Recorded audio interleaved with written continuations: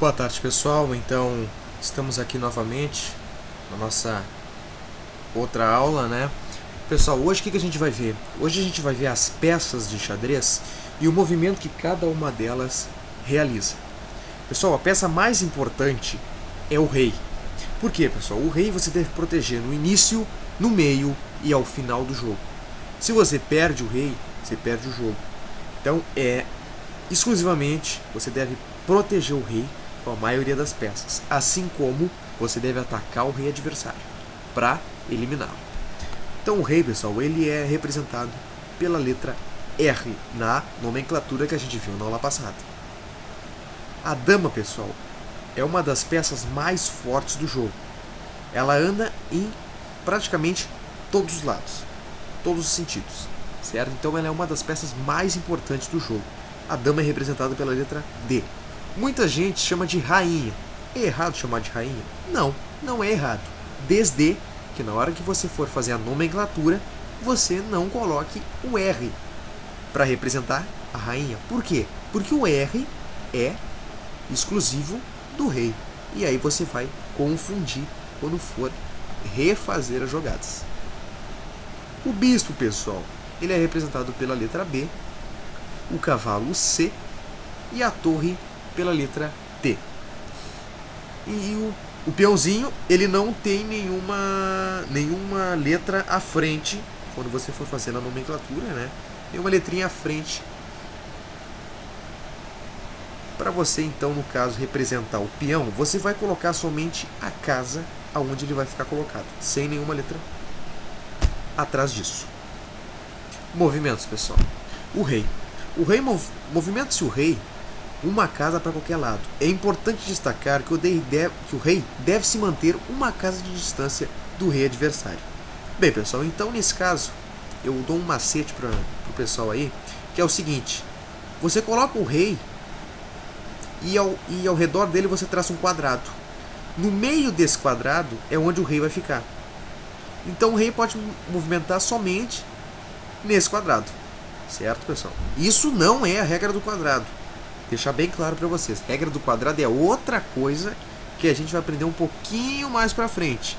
Se vocês ouvirem falar em regra do quadrado, pessoal, não é movimento com o rei. Entenderam? Não é movimento com o rei. Eu estou dizendo o seguinte: mentalizem um quadrado, certo? Colocando o rei no centro. E esse quadrado é onde o rei pode se movimentar. Ele tem que ficar, então, como eu já falei na observação aqui, uma casa de distância do rei adversário. Se o rei adversário está aqui, o rei não pode se mover para cá, porque tem que manter uma casa de distância, certo? A dama, pessoal, como eu já tinha falado antes, ela pode se movimentar ela pode se movimentar para qualquer lado. Qualquer lado, pessoal, não é ela sair daqui onde ela está e vir para cá.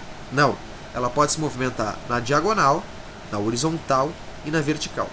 Quantas casas ela quiser. O bispo, pessoal, ele vai se movimentar somente nas diagonais. O bispo branco na diagonal branca e o bispo preto na preta.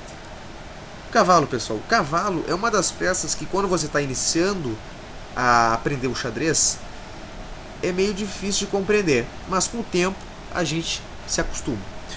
O cavalo, pessoal, a gente vai movimentar duas casas para uma direção e uma casa para outra direção. Você tem que mentalizar um L. Por exemplo, como assim um L? O cavalo não está aqui? Você vai andar, então, duas casas, no caso, para trás e uma para o lado direito. Isso aqui forma a letra L. Então o cavalo sempre vai se movimentar em L. Vamos ler a observação.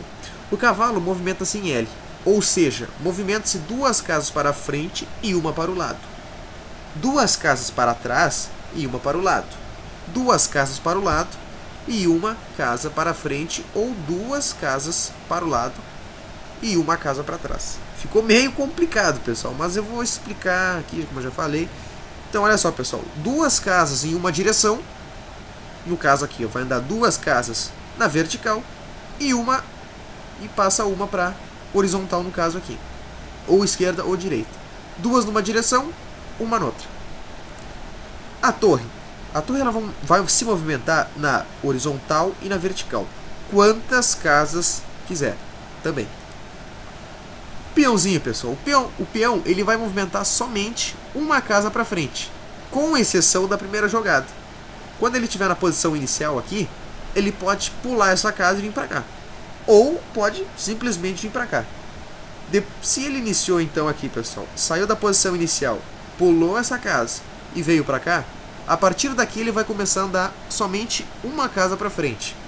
O peão só anda para frente e faz a captura na diagonal. Vamos ver a observação. O peão move-se somente uma casa para frente, com exceção do primeiro movimento, pois o mesmo pode, em sua primeira movimentação, movimentar-se duas casas para frente, como ilustra a figura acima. Após este movimento, o peão irá mover-se somente uma casa para frente. Segundo, pessoal, o peão captura as peças adversárias em uma diagonal, como mostra a figura acima. Então, nesse caso aqui, o peão captura somente nas diagonais, nunca para frente. Tá? Pessoal, no xadrez também, cada peça tem o seu determinado ponto. Sobre pontuação de peça, a gente pode destacar que o peão ele vale 1 ponto, o cavalo e o bispo 3 pontos, a torre 5 pontos e a dama vale 9 pontos. O rei, pessoal, o rei não tem valor de troca, já que ele não pode ser trocado por nenhuma outra peça. Ou seja, pessoal, se perder o rei, perde o jogo.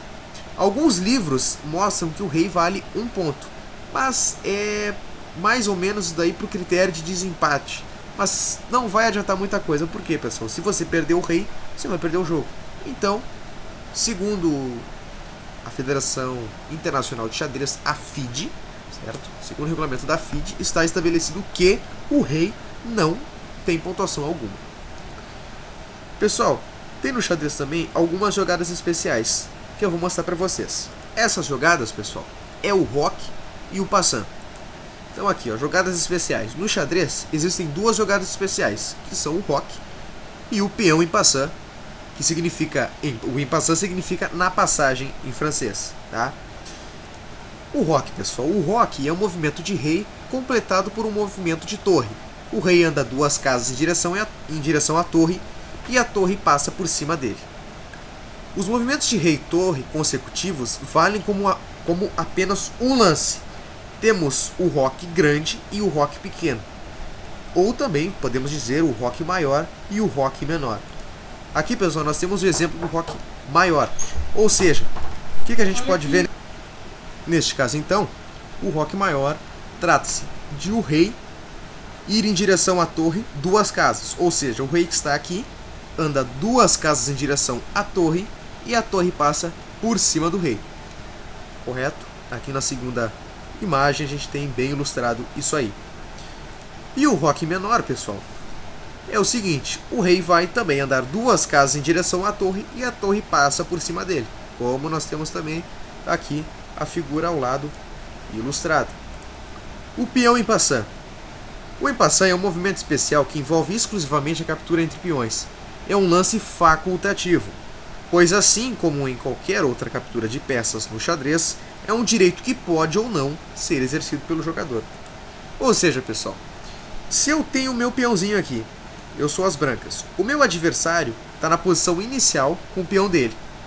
Se o meu adversário, a primeira jogada que ele faz com o peão, no caso, pulando essa casa e vindo para cá, vai deixar consecutivamente os peões em paralelo, o meu e o dele. Eu tenho então a alternativa de fazer a captura na diagonal, ou seja, eu venho para essa diagonal aqui, onde não tem ninguém, e esse peão dele é tirado do tabuleiro. Posso fazer ou não. Só que tem um porém, pessoal. Se ele deixar os peões aqui em paralelos, se eu quiser praticar o peão em passant, eu sou obrigado a fazer isso imediatamente.